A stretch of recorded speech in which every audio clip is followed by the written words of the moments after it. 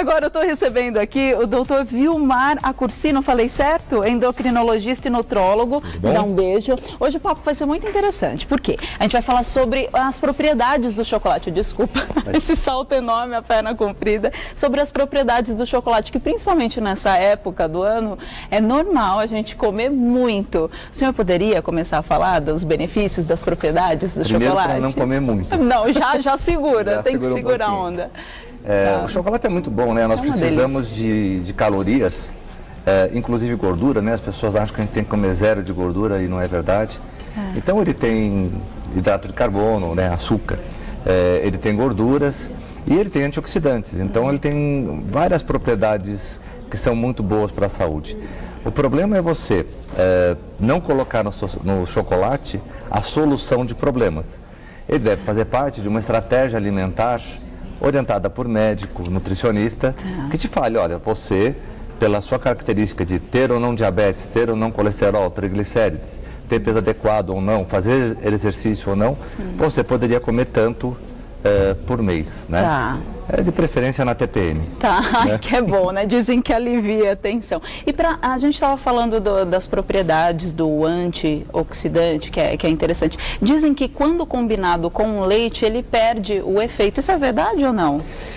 É assim, quanto mais pasta de cacau você tiver, que é a base do chocolate, esse cheiro é bom, né? que é o chocolate amargo, né? O famoso 70% ou mais de cacau, mais antioxidantes você tem, tá?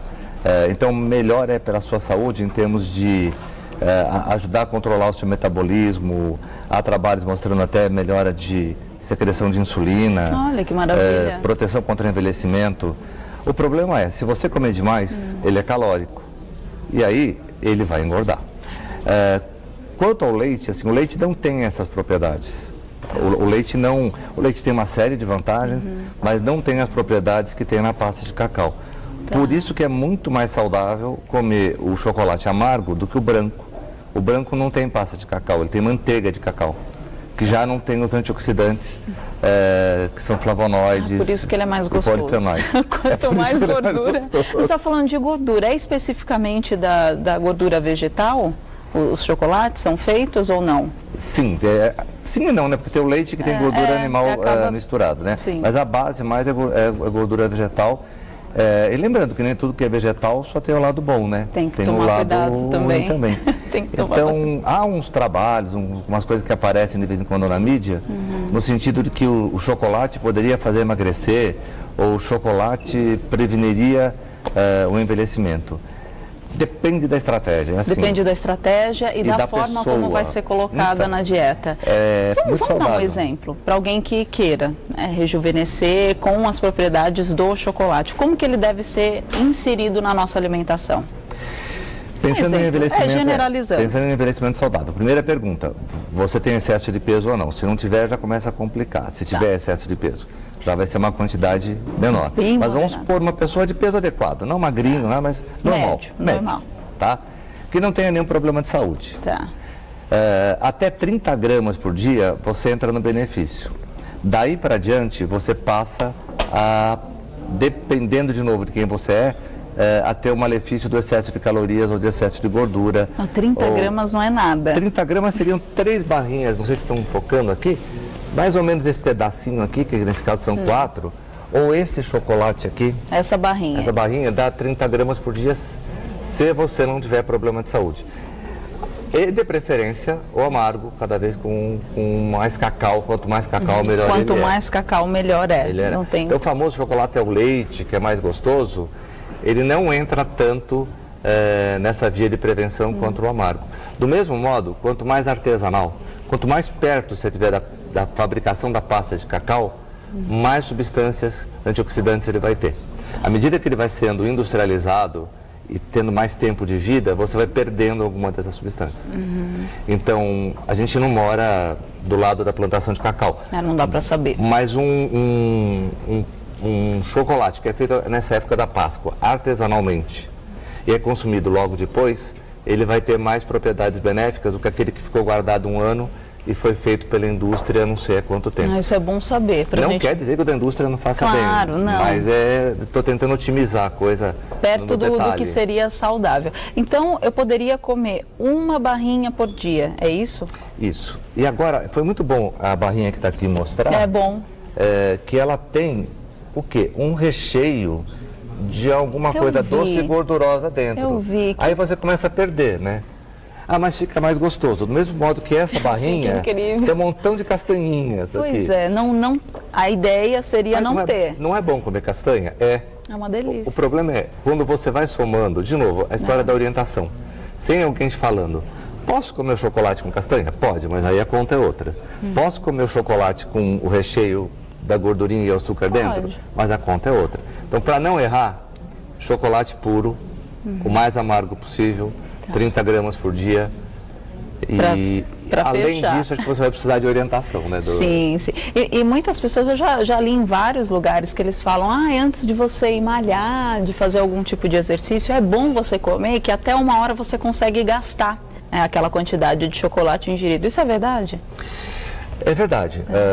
Não é o alimento ideal para você usar antes do exercício físico. Seria melhor você comer pão, bolacha, suco. Está na moda, não sei porque, batata doce. Um monte de gente que faz academia fala da batata doce, que também vale. O chocolate também. Por que o chocolate não seria o ideal? Embora ele vá te dar energia. Porque ele tem mais gordura, e você não está precisando tanto de gordura nessa hora. E açúcar refinado não é o ideal antes da malhação. Por quê? Porque ele faz um pico de insulina muito grande no seu corpo, e para algumas pessoas isso faz com que tenha um desempenho menor, porque tem uma queda de açúcar a seguir. Tanto pela reação a esse pico de insulina, como porque você vai associar o exercício físico que gasta açúcar. Então, o ideal são carboidratos complexos. Por isso que eu falei em pão, batata, bolacha. Não quer dizer que o chocolate não possa ser usado. Não, pode usar, mas entre malhar em jejum ou comer chocolate, melhor comer como o chocolate. Com certeza. Mas tem uma hora específica, assim, boa, para você falar, realmente, agora é legal você comer o chocolate. Esse é o momento do dia que você pode comer aquela barrinha tão desejada ou não tem? Isso é aleatório? Toda vez que você come chocolate, ele tem uma substância chamada teobromina, que é excitante no bom sentido, é estimulante. Né? Não dá barato nem nada, mas é estimulante. Tá? Tá certo. E eles contêm nutrientes que fazem o seu corpo produzir serotonina, que é a chamada substância da felicidade, do bom humor. Então, e tem as calorias. Então, se você está naquela fase que você está trabalhando muito, cansado, e precisa de uma sucrinha, de uma gordurinha, né? Da teobromina para você ficar mais acordado, fazer mais serotonina, a hora certa é a hora do maior cansaço. Do mesmo modo, pensando em produção de serotonina, que faz acalmar e que pode virar uma outra substância chamada melatonina, que ajuda a dormir, se você pensar em te ajudar a dormir, 10 horas da noite, 11 horas da noite, perto da hora de ir para a cama. Então depende de como você está querendo usar o chocolate. Tem uma categoria de alimentos hoje que se chama alimento funcional, que é, além dos nutrientes, ele faz algum bem para a sua saúde. Isso. Então, o chocolate ele pode ser um alimento funcional, como antioxidante, para ajudar a acalmar na hora certa, sem excessos. Depende, é um remédio, depende de como você prescreve e para quem. Então não é lenda dizer que comer chocolate deixa a mulher mais calminha. Né? Não, é verdade, é o alimento ideal da TPM, porque durante a TPM a mulher tem uma grande queda dessa substância serotonina. E o chocolate, ele tem, por incrível que pareça, ele já tem um pouquinho de serotonina. Ele tem triptofano, que é um aminoácido que o nosso corpo usa para fazer serotonina. E ele tem açúcar que estimula essa produção. Então, na hora que a mulher está nervosa, tensa por causa da TPM, come um chocolate, acalma mesmo. E não é uma questão só psicológica do prazer. É químico. É um conjunto. É aí que está o problema de saber parar. Se é químico, vem a compulsividade. Tem a questão da compulsão, que é emocional, tudo, mas tem uma questão assim de produção de substâncias prazerosas. Você quer mais, você quer comer. Ainda falando em prazerosa, é verdade que o chocolate é afrodisíaco? Afrodisíaco não. Não chega a esse ponto. Na medida que você fica mais tranquilo, sobra mais tempo para você pensar no amor, né? Sim. Então é só uma consequência. Uma consequência daquela calmaria que dá, daquele prazer momentâneo de relaxamento. Aí você estiver com a pessoa certa, no lugar certo, uma coisa leva a outra. Tá certo, entendi. Não, ótimo. E muita gente também fala que chocolate não é bom para cachorro. Por que isso? Para animais no geral? Tem vários animais, várias raças que têm problema de oleosidade, de secura de pele, né? E o chocolate acaba entrando na alteração da secreção de gordura da pele deles. E também porque, se você imaginar a seleção natural ao longo de séculos, milhares de anos, não tinha chocolate, né? Então eles não foram acostumados, selecionados para terem uma boa digestão com o chocolate, também por causa do leite, que nós também não faz mal para o organismo deles. Em relação à acne, então, é verdade que o chocolate deixa a pele, principalmente dos adolescentes, mais oleosas ou não? Isso é característico de qualquer adolescente? A resposta mais direta é não, tá? A acne é basicamente dependente de uma questão genética, de uma produção hormonal, de uma característica da tua pele, tá? Por isso na adolescência, porque os hormônios estão em ebulição. O nosso folículo, ele fabrica uma substância gordurosa, um sebo, que a gente chama.